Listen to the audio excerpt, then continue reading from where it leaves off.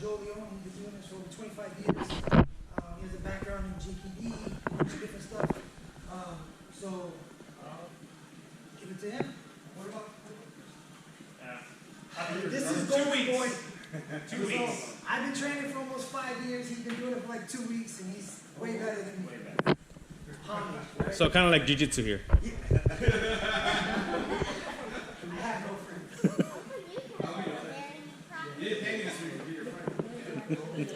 Well, welcome everybody. Thank you for being here. I appreciate you guys giving me the opportunity to speak to you about Filipino martial arts. My name is Guro Joe Leon. I'm currently ranked in the Escrima system as a Guro.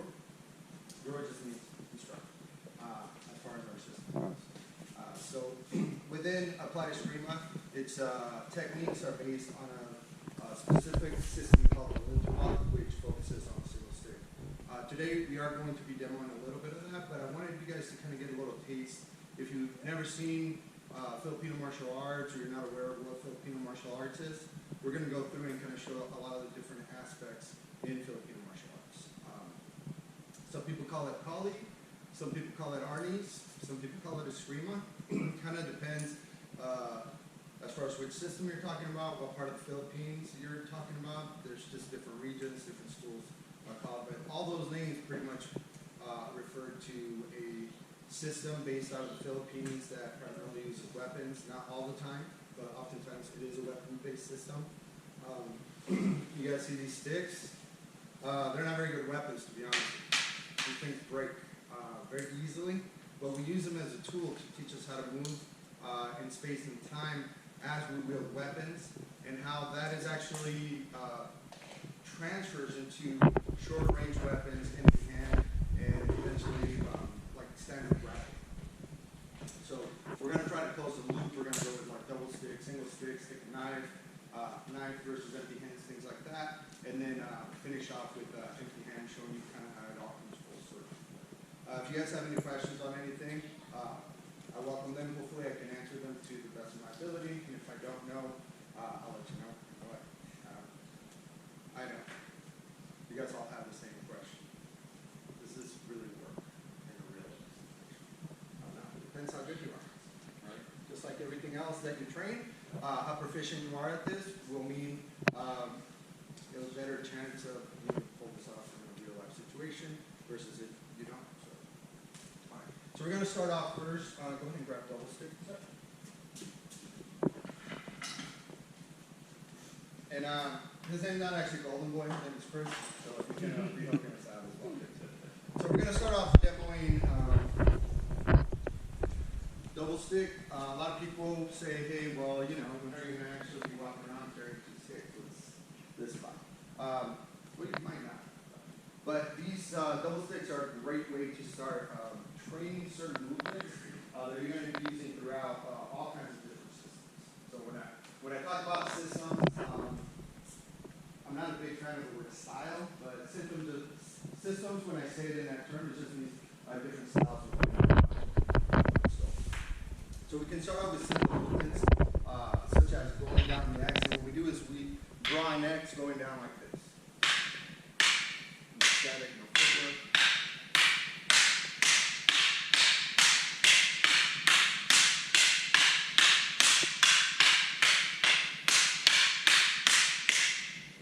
Do this pretty fast. We can later on at footwork, we'll show that after. We can do other movements like uppercuts, right? Up the X.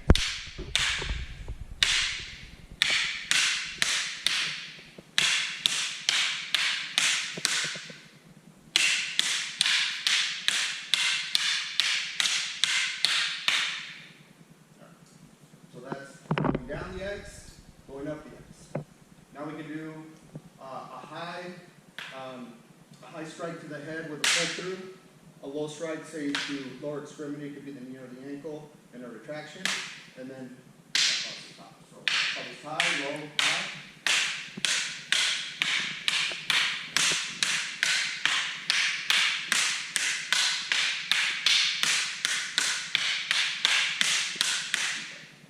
And now we can actually use these movements with actual movement as far as change in range, me trying to actually go into him and hit him, and him actually retrieving, and vice versa. So we'll go linear footwork first. We're just going to go X, up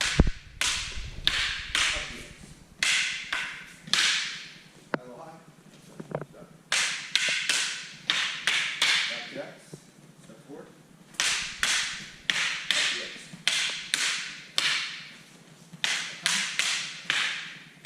Okay.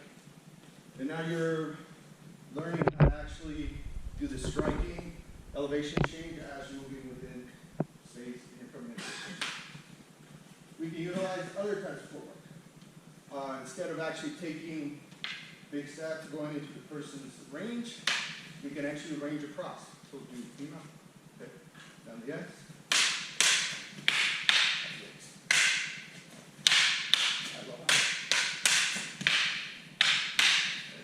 So now we're experimenting with different footwork, applying the weapon. And again, this weapon could be anything. It could be a sword, really, it could just be your bare hand. All right. Once you get these movements down, you can combine them into different types of drills and combinations. So do Evan. You got an extender. First. Umbrella. So now you're creating these drills to kind of build stepping, hitting. You don't even cover blocking or countering yet, but this again, very basic movement. So you're learning how to actually move and strike. You step here, step back, step forward, step back, dynamic range, and obviously multiple elevation strikes for the person. And that's sort of a basic foundation of a lot of the movements that exist within FMA that you're not necessarily going to see that look like this, like somebody holding two sticks, but they will come up later. So, all right, let's go sticking back.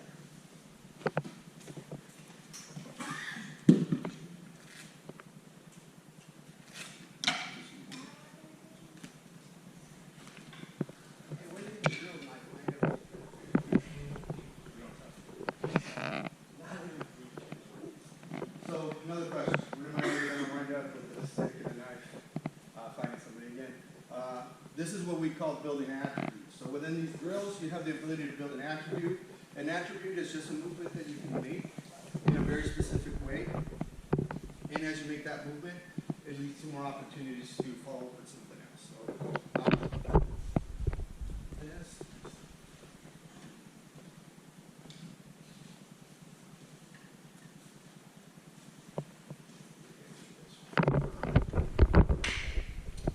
So for this,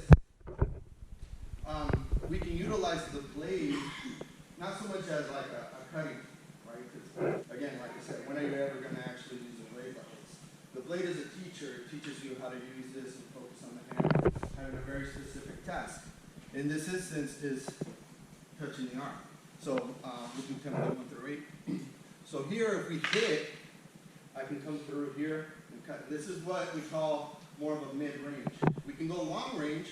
Long range meaning I can hit his stick, maybe his hand, but I can't really hit his body or his eye.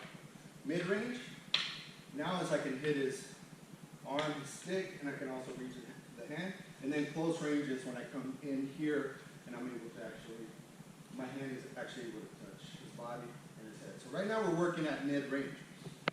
So as he strikes, step through here, strikes here, step through here.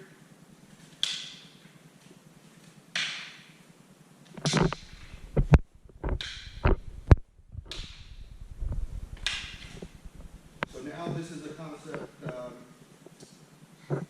you hear it called, it's called bouncing. It's basically a scissoring motion like this, but really focuses on stopping and then following that force with a secondary force.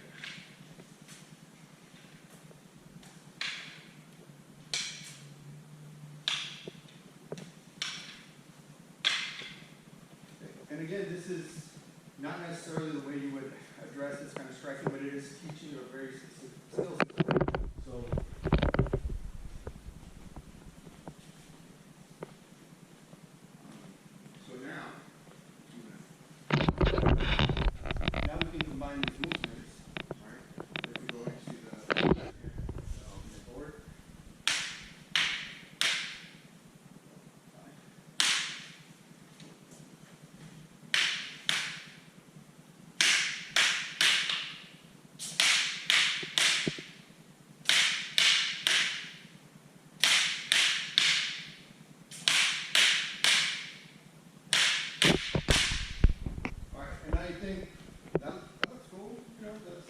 What is it actually teaching you? Well, it's usually different things. It's teaching you how to go from long range, step into close range where I can actually hit the knife, hit across, and then hit across, right? So again, these movements, even though they look like you're just kind of going like this, they are intended to target different parts of the body. Now, how do we use this? Well, he strikes. It's going to bring it back on each strike. So, backhand. Extend out the knife.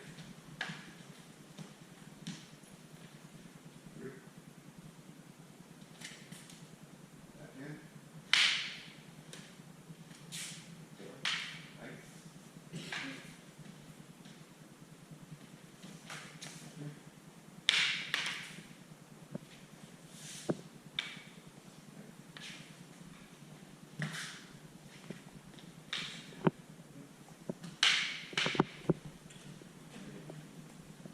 Right. Knife. And again,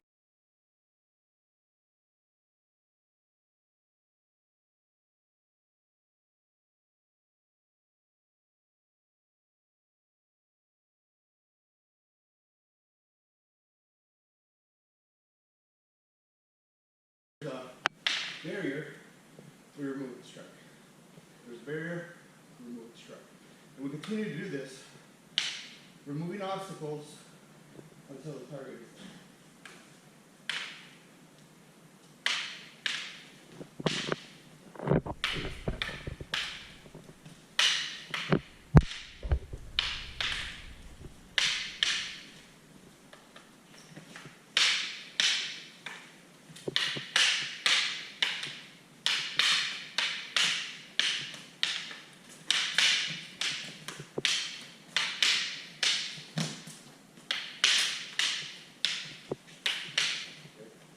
We'll work up to this. We start off with a technique called stick drilling. Stick, clear, hit.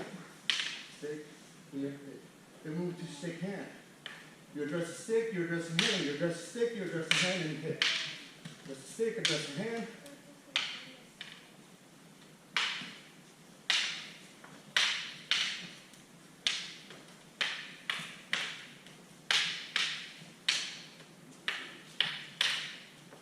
And once we combine all that, we have a technique we use. Although there are patterns within the system of teaching, there's also rules that the person that's receiving spar, we have a constant hold, a feeder and a receiver. So I dictate what he's going to do. Although there's a pattern within the movements that we're doing, he doesn't know what I'm going to do. At first, we start with a set pattern. And it's the same pattern over and over. Once this pattern is mastered, the student then has other things to worry about. There are 3 rules. Rule number 1, you counter strike from the side you're defending. If I hit on this side, he counters from that side. If I hit on this side, he counters from that side. Rule number 2, if he cannot defend with the stick, he defends with the hand. If he cannot defend with the hand, he defends with the stick, vice versa, and vice versa. And the last rule, always go for the head. Now with these 3 rules in place, he always knows what to do. He doesn't know what I'm going to do, because there are a bunch of things I can do here.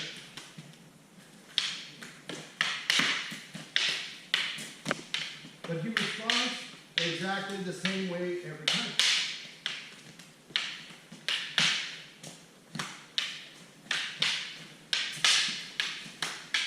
So if I go uppercut, same thing. Diagonal, thrust, up. And that's basically how that system starts to form out. Yes, sir. Question. How does it throw it off if he's left-handed? You want me to go left or you go left? Because I know you can't. We're trainers. again, I mentioned this is a more kind of a specialized version. So if you're lefty, you're only going to use your left hand. Okay. The rules are the same. Block, check, hit. Clear, hit. Block, check, hit. Clear, hit. Clear, hit. So it works the same way. And we think of this as a scaffolding. That's why I said it's not really a pattern, more as a set of rules. So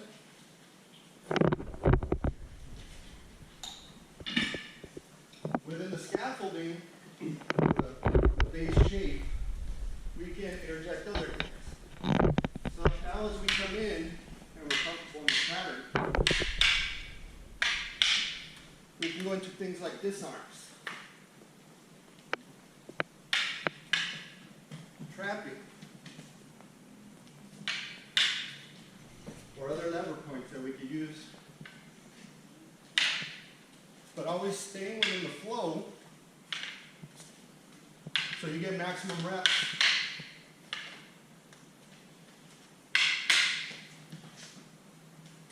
And again, it isn't just trapping. We can even go into grappling points.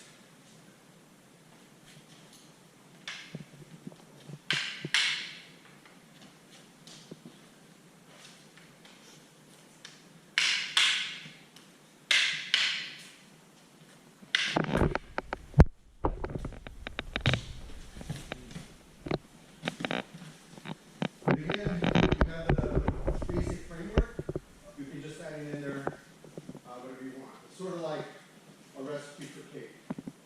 Just regular cake. You want to add berries, you want to add honey, you want to add cornmeal, you want to shake it up and turn it into something different, you can, because you have that scaffolding. So we can do this with just thrust.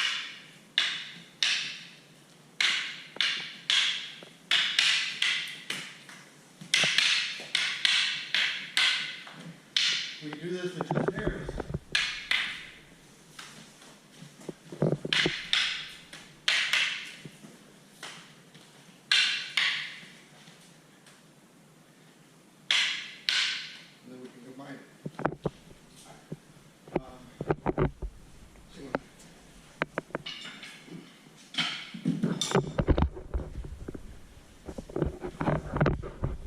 Again, let me have full disclosure.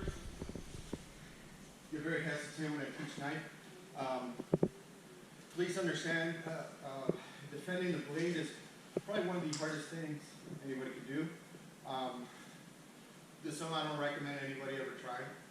Unless you absolutely have to, then hopefully you have, if you do enough of this training, you have enough understanding of your body, how to move when a person has a weapon in a way where even if you don't really have a weapon, you can at the very least put yourself in a position where if you have one, you can minimize risk. That's my disclaimer. I never like when people think like, oh, now I can fight somebody who's coming at me with a knife. Again, 100% not recommend that. Okay, have a go. But it is a great teaching tool for a lot of other things. Things like footwork, things like distancing, things like understanding range. A lot of trapping movements you can do with the blade that you can do with empty hands. So one of the reasons I like training it is it keeps a focus on one hand doing a very specific task while the other hand does another one. It's just kind of like a left ring, right ring thing that you kind of bring together. Once the blade is gone, it gets a little tricky because then you can do the same thing with both hands. So I'm going to do same thing, routine 1 through 6. So now, as we were doing Bunti before, as we mentioned, something that crosses like this. Before we were going with the stick here and then going like that, and then going like that. Well, you're not going to do that with maybe a sword or a machete, but with a blade, we switch positions now.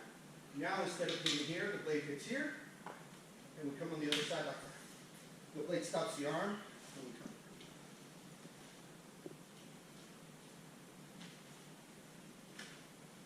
And then we can go into control. The other thing I'm not going to show is knife disarms. I do work on them. I do show them from time to time. But again, it's one of those things where I would never want to put somebody in a position to think like, well, I could do this against a aluminum trainer. I must be able to do it against a 2-inch or 3-inch blade that somebody's concealing. Not to So again, what does this teach us? It teaches me that this hand has purpose and this hand has purpose. Right? And again, Filipino martial arts can sometimes be incredibly brutal because of the blade aspect of it. But as we start to learn this, blade versus blade, show tapping Guro. We can now show mechanisms on how to actually stop the blade as it's coming. A lot of people refer to this as blade tapping. There are different aspects of it you'll see in different combatives, but this is kind of a generic one. Go up high on the neck.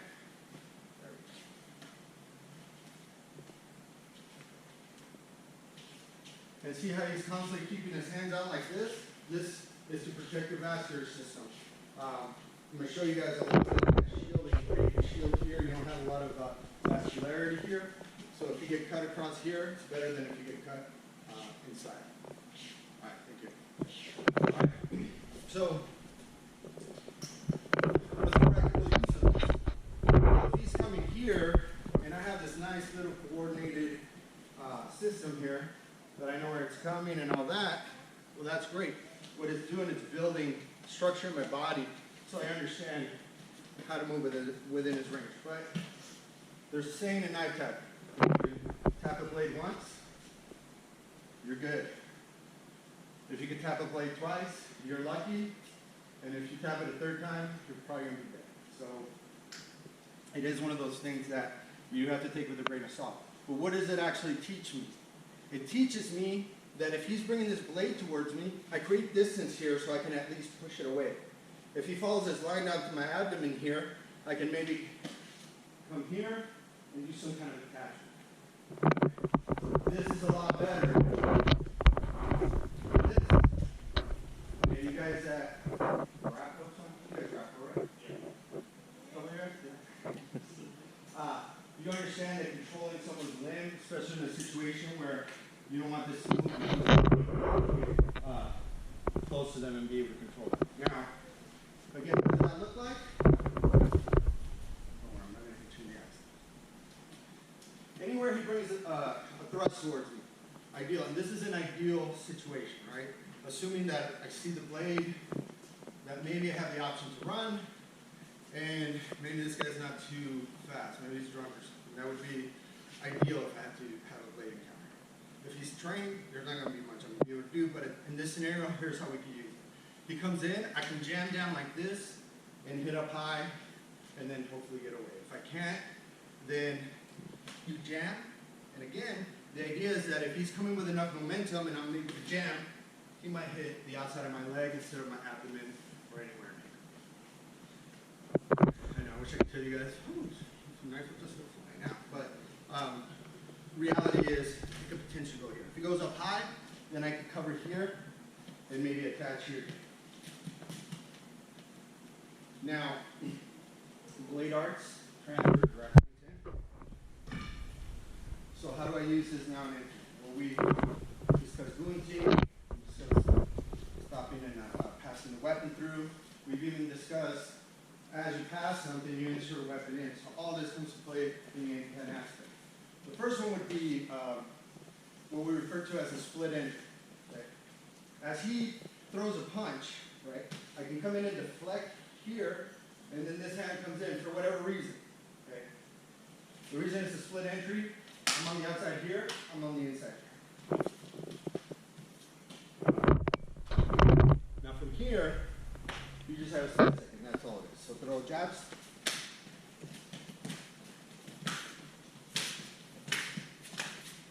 That's all you're doing. Okay. How does this relate to gunting? Well, I can come here, come over the top, and then go back into a control position. So basically all I'm doing is, it's just a way to kind of clean your body and move around.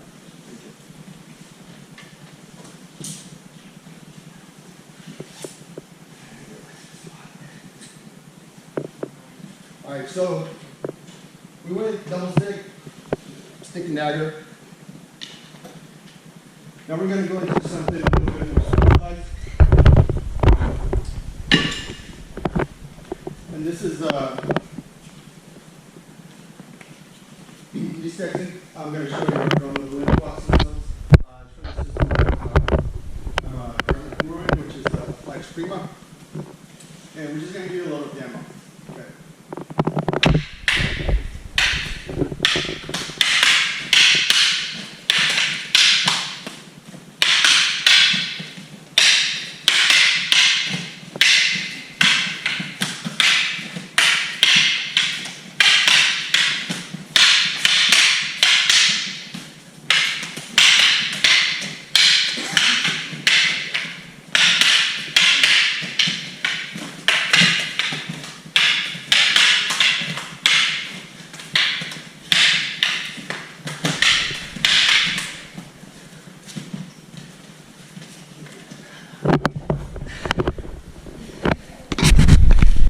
I'm deflecting here, bringing this up here, and depending on what he does, let's say he decides to throw a bomb over the top.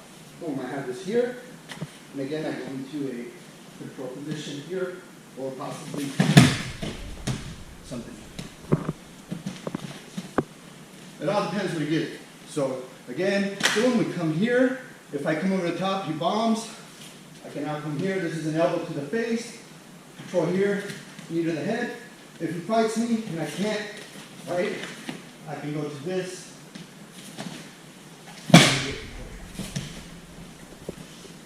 And then as far as everything else, striking, it's all in there.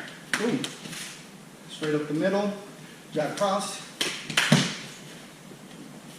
Okay, you could go, remember, high, low, high. So you could go low and then come up. Some of this looks a little bit like Jiu-Jitsu. I do have some Jiu-Jitsu training, which there's a lot of Filipino martial arts in Jiu-Jitsu nowadays because of Guro. I don't know if you guys know who that is. He used to train with Bruce Lee. It was one of his really very famous Filipino Guro. And he said Jiu-Jitsu is a blend of different martial arts that you can take in and then essentially make your own. So because of his background, his Jiu-Jitsu, he kind of combined a little bit of Wing Chun with Panatukan is one of a common term that's used for the empty hand version. All right. Well, that's it, guys. Any questions on anything? Yes, yes.